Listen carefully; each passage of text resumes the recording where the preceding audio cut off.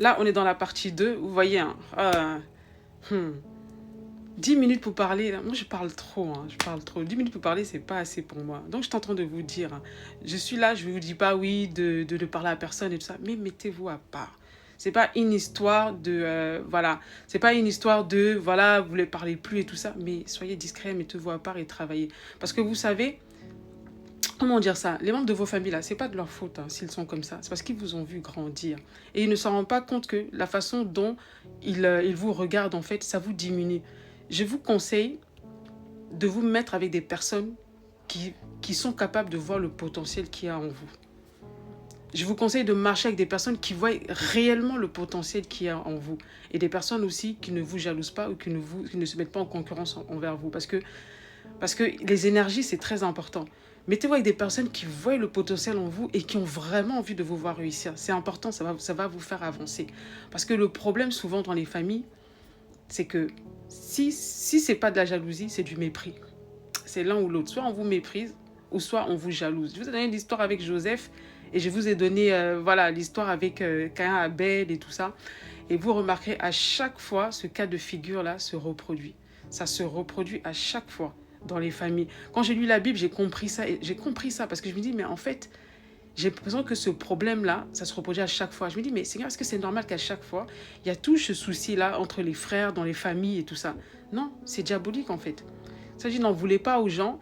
Si vous êtes dans des familles où vous n'êtes pas soutenu, où les gens ne vous soutiennent pas, où les gens, quand vous donnez des projets, vous parlez de ce que vous allez faire et tout ça, vous avez l'impression que vous n'en avez rien à faire. Ça fait mal, hein.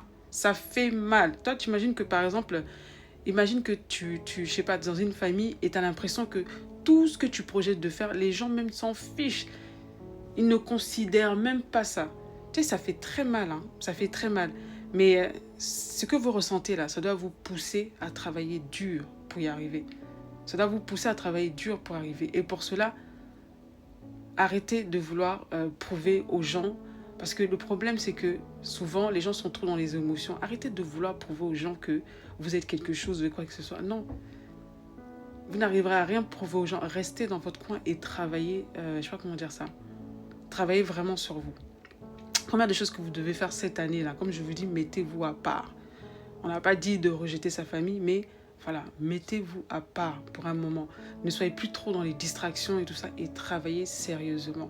Travaillez sérieusement. Quand je dis de vous mettre à part aussi, ça veut dire que ne considérez même pas ce qu'on peut dire de vous. Les critiques, quand vous attendez des critiques et des trucs comme ça, ne considérez même plus. Ne vous investissez plus émotionnellement. Parce que le problème, c'est qu'avec la famille, on est très investi émotionnellement. Il y a des familles qui sont toxiques. Hein. Il y a des familles qui sont toxiques. Ils font même exprès de vous montrer que, voilà, mais n'investissez pas vos émotions.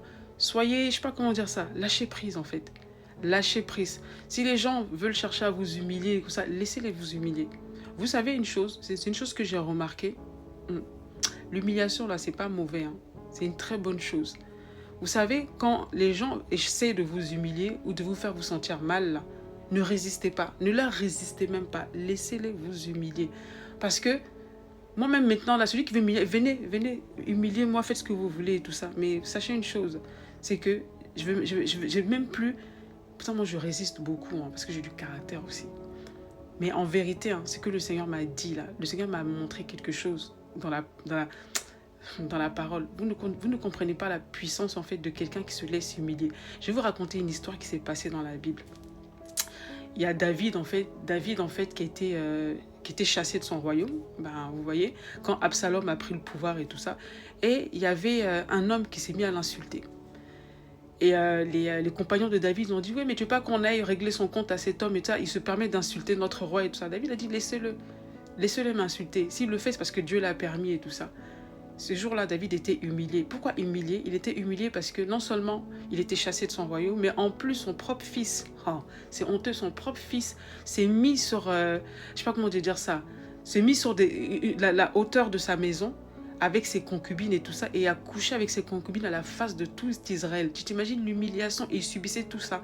Et en plus de cela, cette personne qui était là en train de l'insulter, c'était quelqu'un qui mangeait à sa table. Hein. C'était quelqu'un... Il ne pouvait pas penser que, on va dire que c'était un des partisans de Saül, du roi Saül qui est mort et tout ça.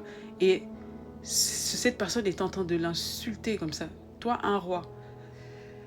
Et David, il a accepté ça.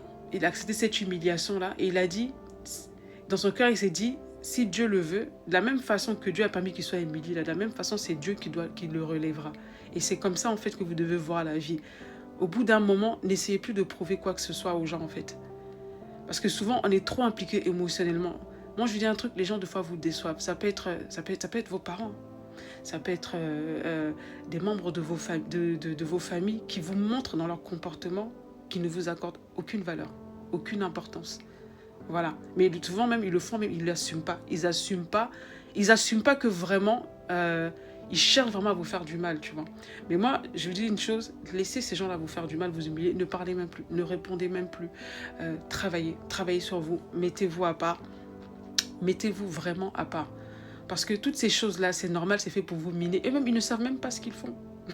Ils n'ont pas conscience de ce qu'ils font. Vous savez, je vais vous dire une chose. Quand tu as une grande destinée, quand Dieu te destine à quelque chose, mais la plupart d'entre nous, on a des grandes destinées. C'est-à-dire que Dieu a prévu quelque chose de grand pour tout le monde. Sauf qu'il y a des gens qui répondent ou pas. Il y a beaucoup d'appelés, mais peu d'élus. Les élus, ce sont ceux qui répondent et qui vont jusqu'au bout.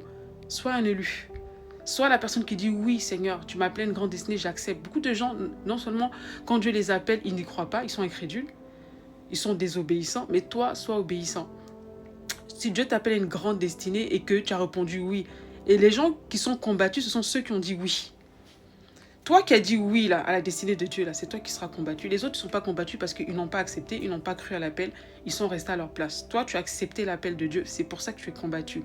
Quand tu es combattu comme ça, là, il faut accepter deux fois que les gens t'humilient, les gens te traitent mal, les gens disent toutes sortes de mauvaises choses de toi, alors que peut-être que tu as vraiment que de la bienveillance pour eux, mais ils voient du mal en toi. Les gens veulent t'humilier. Des fois même, les gens te jalousent pour rien. Ils pensent que, voilà, peut-être que tu veux les dépasser et tout ça. Peut-être qu'ils voient en toi ce que tu ne vois pas. Ils voient en toi la destinée que Dieu a mis en toi. Ils te voient peut-être comme une menace. D'autres même te méprisent. En fait, tu auras toutes sortes de réactions face à ce que Dieu est en train de faire avec toi. Mais pendant que ces gens-là sont en train de faire ça, sont en train de se conduire comme ça avec toi, ils ne se rendent pas compte, ils sont influencés par le diable en fait. Parce que le but du diable, c'est d'arrêter quelqu'un comme toi, l'élu que tu es, la personne que Dieu a choisie. Parce que Dieu t'a choisi, pourquoi? Parce que tu as répondu oui à son appel. Quiconque répond oui à l'appel de Dieu est déjà un choisi. Dieu t'a choisi parce que tu as dit oui à l'appel, tu es sensible à l'appel de Dieu. Et le diable, il le sait. Et il va utiliser tout ce qu'il peut pour t'empêcher d'arriver à ton but, pour que tu te décourages et que tu renonces. Et les personnes qu'il peut utiliser là, c'est qui? Ce sont les gens qui sont proches de toi. Il ne va pas aller prendre quelqu'un qui a 10 000 kilomètres de toi. Non, il va prendre les gens que tu aimes le plus, les gens qui sont proches de toi, les gens à qui... En fait, tu vas avoir beaucoup de déceptions dans ta vie. C'est pour ça que je te dis, prépare-toi, apprends à avoir cette discipline de te mettre à part. On ne te dit pas de te mettre en conflit avec les gens, mais apprends à te distancer des gens et à travailler sur toi-même. C'est important.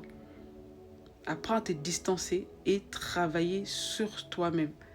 Tu verras, hein, quand demain tu seras là où tu dois être là, ces gens-là, ils vont revenir, un à un. Ils vont se rallier, c'est toujours comme ça. Ce sont les premiers à dire qu'ils te connaissaient. Hey, moi, je vous dis, hein, d'accord, là, pas de... Ce sont les premiers à dire demain, oui, qu'ils te connaissaient. Hey. Priorité aux gens que Dieu t'a donnés. Les gens que Dieu va te donner pendant cette période-là, c'est eux que tu dois prioriser. Voilà, famille ou pas. Je vais dire famille ou pas. Voilà, tu dois prioriser ces gens-là. C'est tout ce que j'ai à dire. Mais travaillez sur vous-même et acceptez qu'on vous humilie, qu'on vous méprise et tout ça. C'est normal. C'est normal. Cette année-là, arrête d'être un dépendant ou une dépendante affective. Arrête de vouloir chercher l'affection des gens ou l'approbation des gens. Ça ne sert à rien. Ça t'a jamais rien apporté. Ça n'a jamais rempli ton compte en banque. Au contraire, même, ça te fait de plus en plus mal. Accepte de te battre dans la solitude. Accepte d'apprendre de tes erreurs. Accepte, je ne sais pas comment dire ça, de savoir te mettre à part. Il y a des gens que vous ne supportez pas de rester avec vous-même. Accepte de laisser Dieu te façonner. Parce qu'au travers de ces épreuves-là, Dieu est en train de te façonner, il est en train de façonner ton caractère et de faire de toi quelqu'un de grand. Et il faut que tu acceptes de faire ce sacrifice-là. Voilà, c'était la deuxième partie, hein. J'espère que j'ai pas été trop longue, mais vraiment, j'espère que cette année 2025, là, tu vas y arriver.